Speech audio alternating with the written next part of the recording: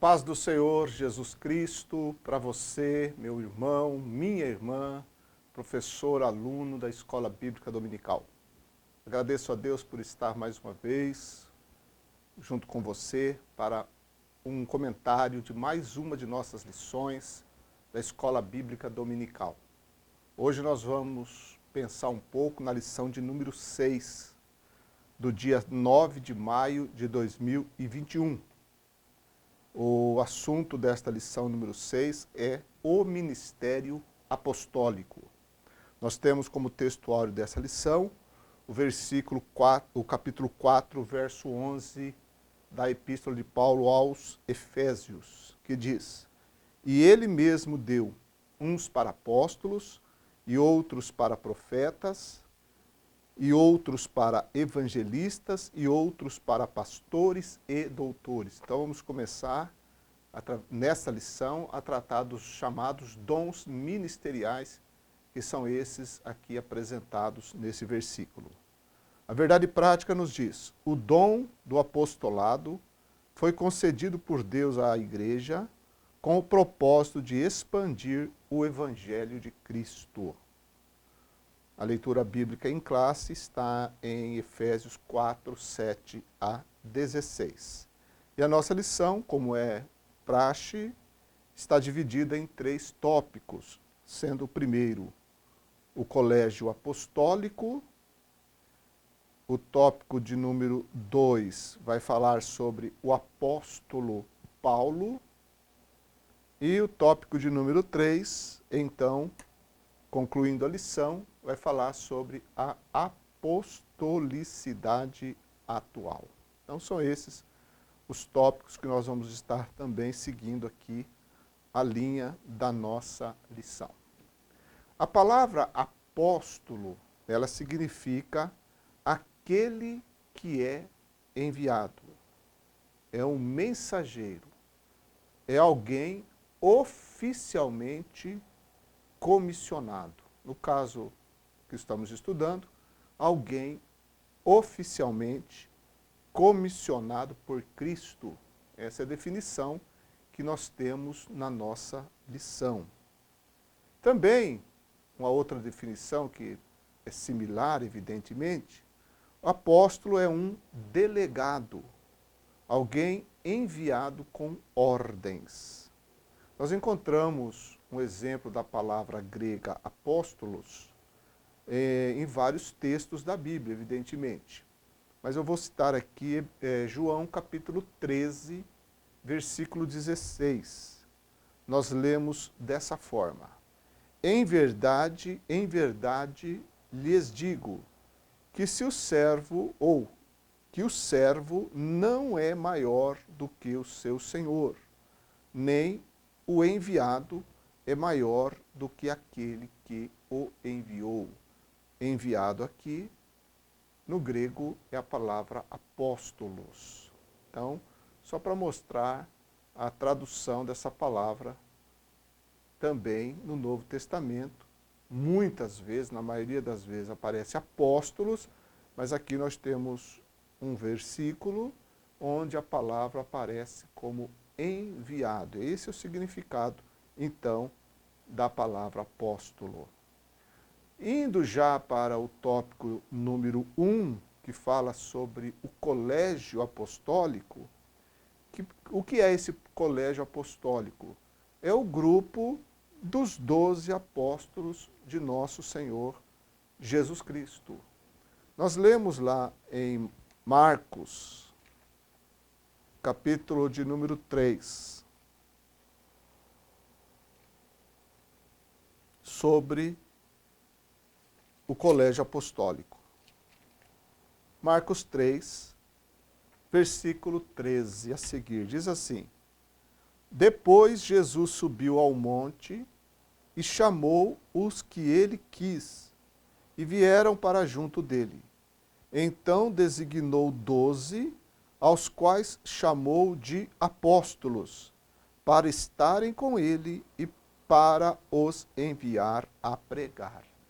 Então aqui nós temos a escolha pessoal de Jesus Cristo dentre os seus discípulos, ele então escolheu 12 e os denominou, os chamou de apóstolos. Então, quando falamos aqui sobre o colégio apostólico, estamos nos referindo aos 12 apóstolos escolhidos, separados para estarem com ele e que foram enviados também para pregar.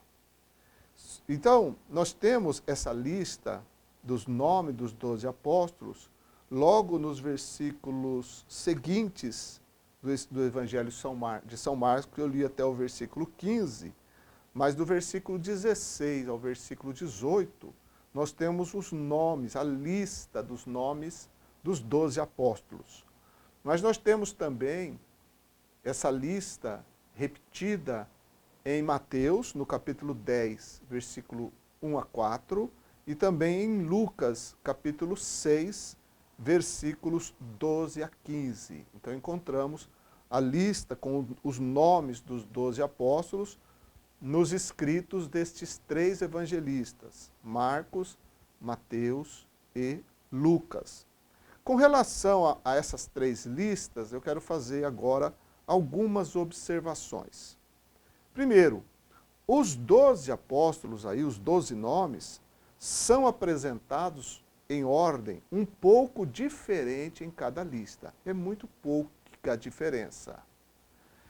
Também é importante a gente observar que sempre na lista que dá aos nomes dos apóstolos, onde aparecem os nomes deles, sempre em primeiro lugar está o nome do apóstolo Pedro. E também sempre está por último o nome de Judas Iscariotes. Outra observação é com relação ao apóstolo Tadeu. Em Marcos e em Mateus, o nome é Tadeu. Já em Lucas, o nome que aparece é Judas de Tiago, que são, nesse caso, a mesma pessoa. Tanto Tadeu quanto Judas de Tiago é a mesma pessoa. Os 3 evangelistas, ou seja, Marcos, Mateus e Lucas, eles colocaram juntos os mesmos nomes em cada grupo de 4. Então, os 12 dividido por 3 dá 4 nomes em cada grupo. Então, são 3 grupos de 4 nomes. E cada grupo, o primeiro, o segundo, o intermediário e o terceiro, nas 3 listas constam os mesmos nomes. Sempre está no primeiro bloco Pedro, Tiago, João e André. Com uma diferença com a mudança de colocação de alguns, mas sempre esses mesmos nomes estão no primeiro grupo. Já o segundo grupo é sempre formado, tanto em Mateus, quanto em Marcos, quanto em Lucas, é formado por Filipe, Bartolomeu, Mateus e Tomé. Não exatamente nessa mesma sequência, mas sempre os 4 nomes aparecem no bloco intermediário. E o terceiro e último bloco de 4 nomes sempre estão incluídos aí Tiago, filho de Alfeu, Tadeu, Simão Zelote e Judas Iscariotes. Outra observação com relação à lista dos nomes é que Pedro, Tiago e João, que sempre constam no primeiro grupo, os 3 sempre estão ali no primeiro bloco de nomes, esses foram os discípulos ou os apóstolos que eram mais próximos de nosso Senhor Jesus Cristo. E eles participaram de momentos únicos durante o ministério de Jesus. Por exemplo, na ressurreição da filha de Jairo, lá em Marcos capítulo 5, verso 37, somente esses 3 apóstolos foram autorizados por Jesus a entrar ali onde o corpo da menina estava, juntamente com o pai, a mãe da menina e o próprio Jesus, claro, mas somente esses 3 apóstolos. Um outro momento também em que somente os 3 participaram foi no momento da transfiguração de Jesus. Nós temos a narrativa lá em Mateus capítulo 17, verso 1 a 9, onde apenas Pedro, Tiago e João se fizeram presentes com Jesus. E por último nós temos no Getsêmani, onde eles foram levados por Jesus para estarem mais próximo dele no momento da sua agonia, que começava ali no Getsêmani. Lucas 22, 39 a 46, nos fala sobre esse momento em que esses três, na verdade, participaram também. Né? Esses 12 apóstolos, que nós estamos aqui estudando como colégio apostólico, eles foram chamados, treinados e enviados pelo próprio Senhor Jesus Cristo. Eles receberam orientações do Senhor, viram os grandes milagres operados pelo Senhor Jesus Cristo, bem como viram o Senhor ressurreto. Os evangelistas, todos os evangelistas, no final dos seus livros, eles apresentam os fatos da ressurreição de Jesus. E nós encontramos que estes homens que compuseram o colégio apostólico, com exceção de Judas Iscariotes, eles presenciaram, eles viram o Senhor ressurreto.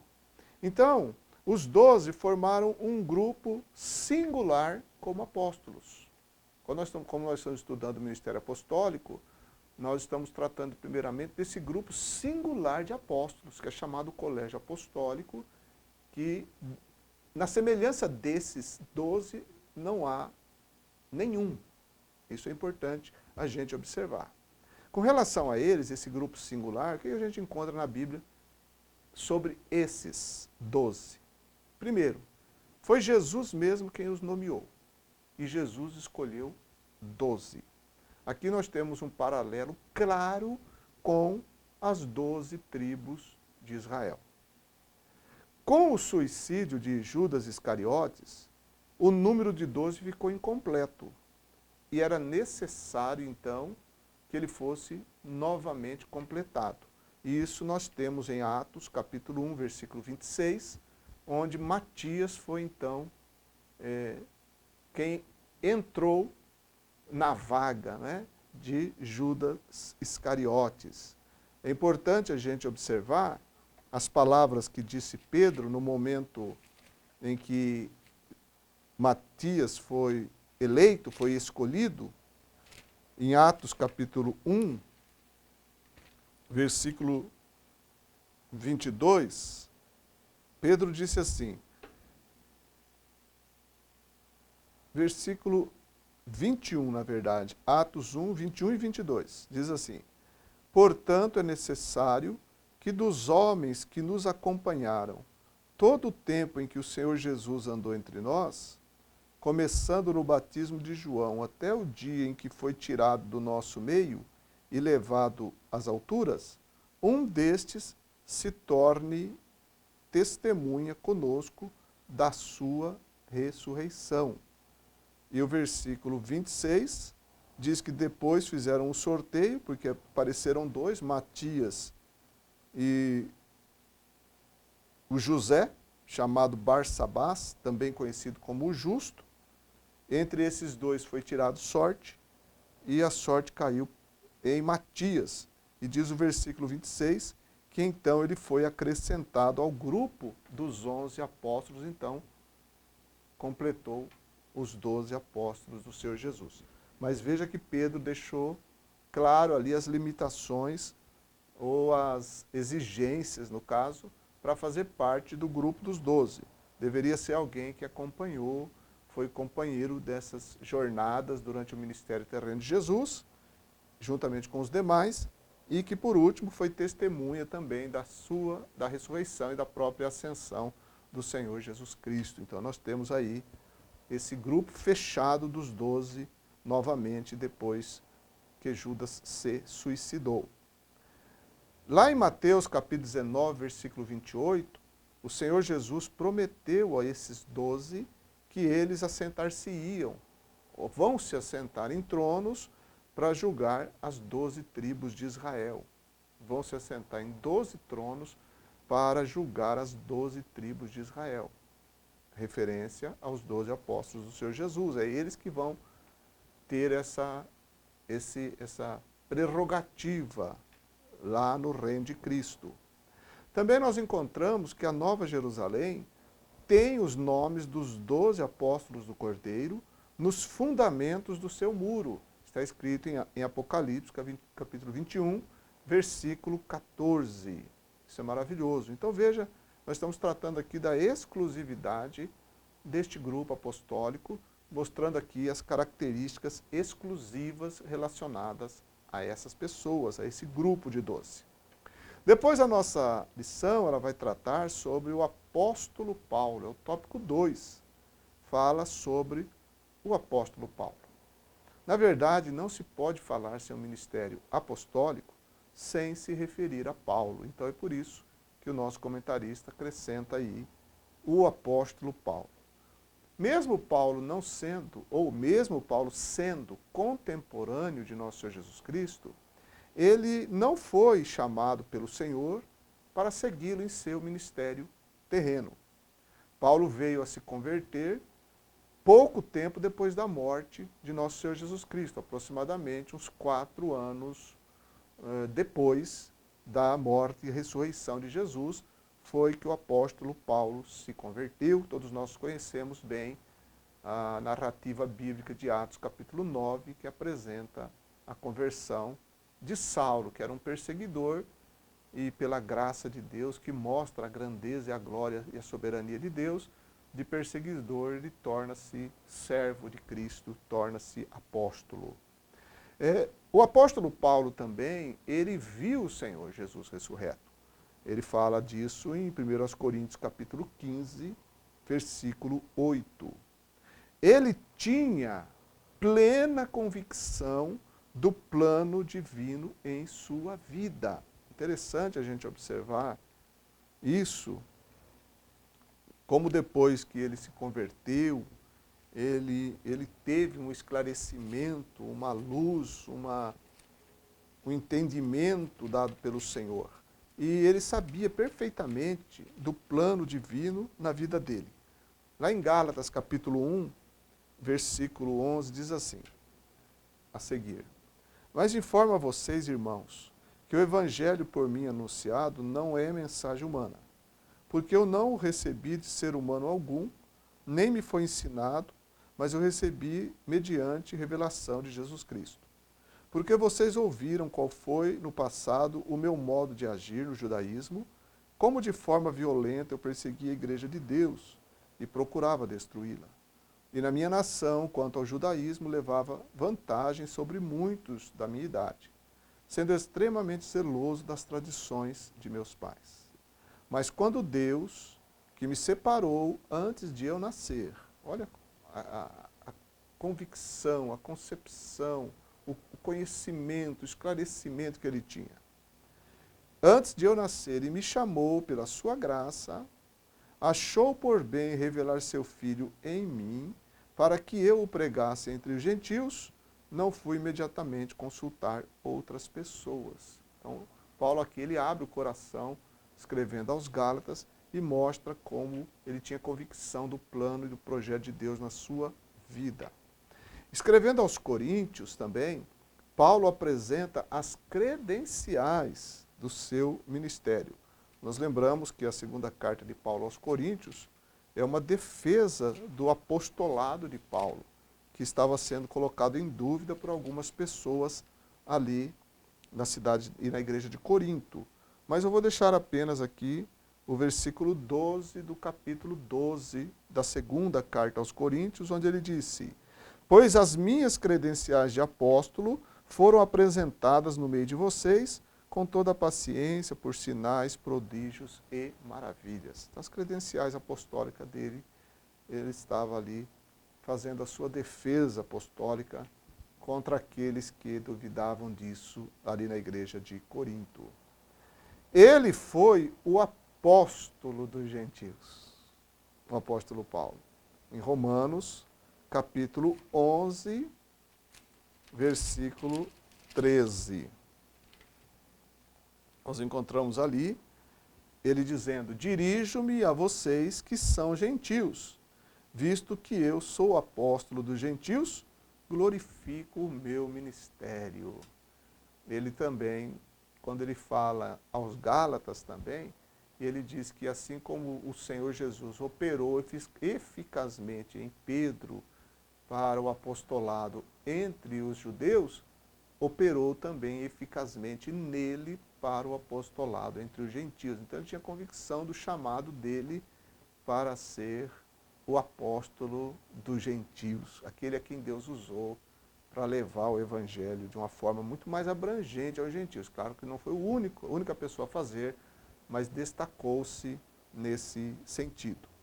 Então ele sabia do seu chamado para evangelizar os gentios de perto e de longe. Um outro versículo que está aqui mesmo na carta aos Romanos, o capítulo 15, o versículo 16, ele diz: para que eu seja ministro de Cristo Jesus entre os gentios, no sagrado encargo de anunciar o evangelho de Deus, de modo que a oferta deles seja aceitável, uma vez santificada pelo Espírito Santo. Graças a Deus pela vida desse homem que foi o nosso apóstolo, não é? O apóstolo dos gentios. As suas viagens missionárias, que são narradas no livro de Atos dos Apóstolos, 3 viagens missionárias, vai mostrar para nós a extensão e os resultados fabulosos do trabalho incansável desse guerreiro de Cristo, desse apóstolo dos gentios, Paulo.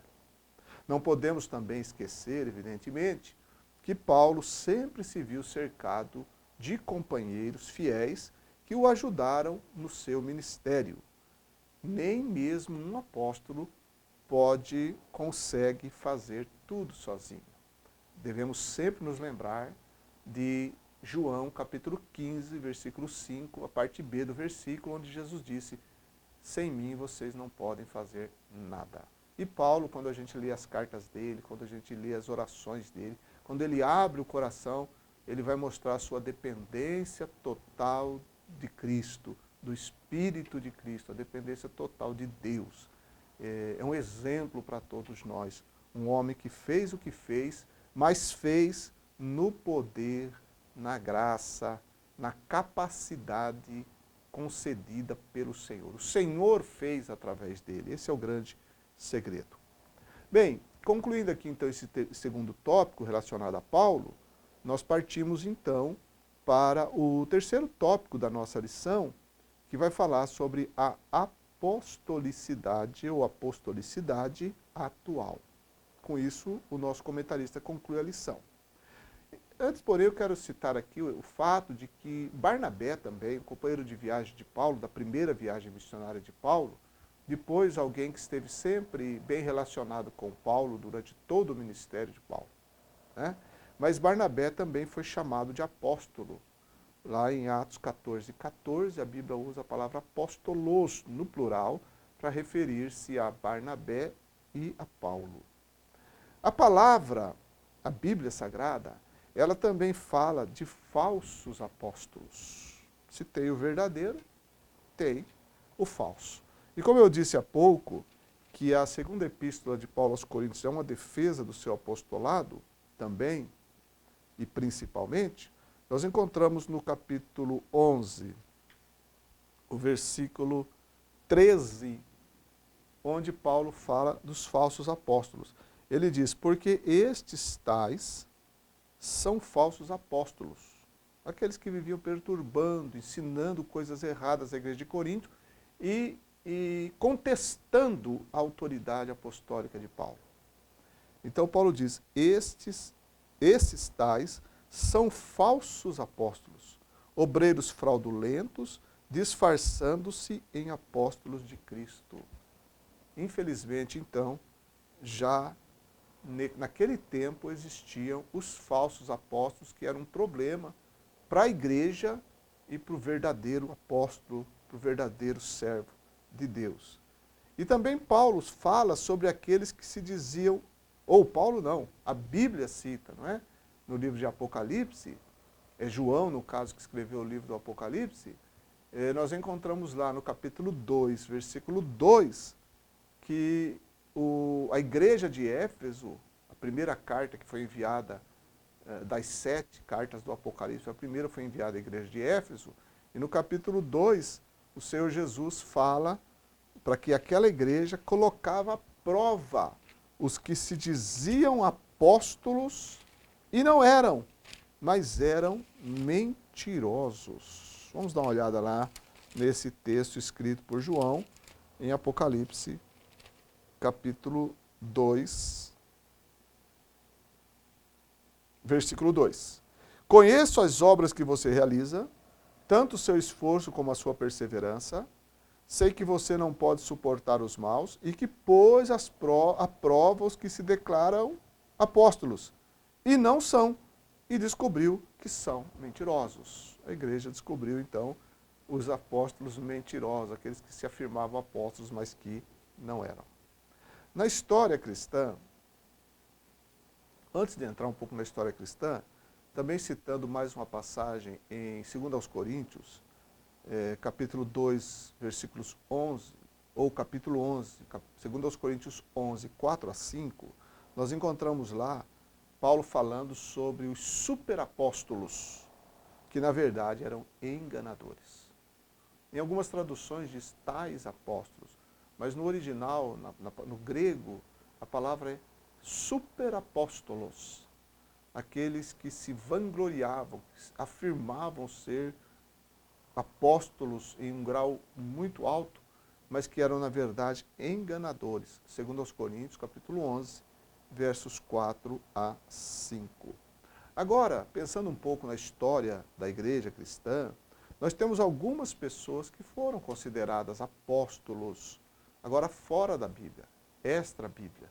Na história da igreja, muitas pessoas foram consideradas apóstolos por outras pessoas, por outras lideranças, ou por alguns biógrafos, foram sim chamados apóstolos. O nosso comentarista mesmo cita alguns nomes no seu comentário. Eu queria acrescentar aqui também o chamado apóstolo dos pés sangrentos, que foi aquele indiano Sadhu Sundar Singh. Nós temos também um grande evangelista pentecostal chamado Smith Wigglesworth, que ele foi chamado de o apóstolo da fé. E temos também aqui no Brasil Nels Nelson, que foi chamado de o apóstolo pentecostal brasileiro. Claro, é certo que na história da igreja, muitas pessoas poderiam ser chamadas apóstolos, pela sua vida consagrada, pela sua devoção e também, evidentemente, pelos seus trabalhos relevantes que marcaram a história da igreja. Poderiam sim, muito bem, ser considerados e chamados apóstolos. O nosso comentarista, ele aplica a palavra apóstolo aos missionários.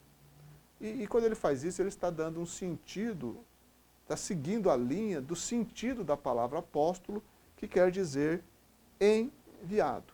E, evidentemente, muitos missionários poderiam e podem ser considerados apóstolos. Porém, eu faço aqui uma ressalva, nem todos os que se dizem missionários podem ser considerados e chamados apóstolos. Porque, infelizmente, nós temos também muitos que se dizem missionários, mas que, na verdade, não são genuinamente missionários, portanto, não lhes cabe essa possibilidade do título, ou do nome, ou da nomenclatura apóstolo. Pessoalmente, eu acho que é mais fácil detectar os falsos apóstolos do que os verdadeiros apóstolos. Isso porque os falsos nós temos em abundância. Tem muitos, e muitos falsos apóstolos. Infelizmente, a gente vê isso. Como? Pelo fruto, pela vida, na maneira em que a gente vê eles tratando as coisas de Deus. Muitos que se dizem hoje apóstolos, mas que na verdade são verdadeiros lobos devoradores, gananciosos, avarentos, exploradores e muitos mentirosos. Então é só a gente analisar à luz da Bíblia, a gente vai ver que os falsos é fácil a gente detectar. Já os verdadeiros, eu creio que só Deus sabe realmente quem são. A história da igreja, certamente, pode citar muitos nomes, além dos que eu citei aqui, além dos que o nosso comentarista cita na lição, e podem bem ser designados apóstolos. E graças a Deus por isso. Todavia, só Deus, a meu ver, sabe realmente quem são. Então, meus amados, que Deus continue abençoando a todos nós. Espero que essa aula tenha sido produtiva para você, essa ajuda, não é? E você possa continuar refletindo mais sobre esse assunto.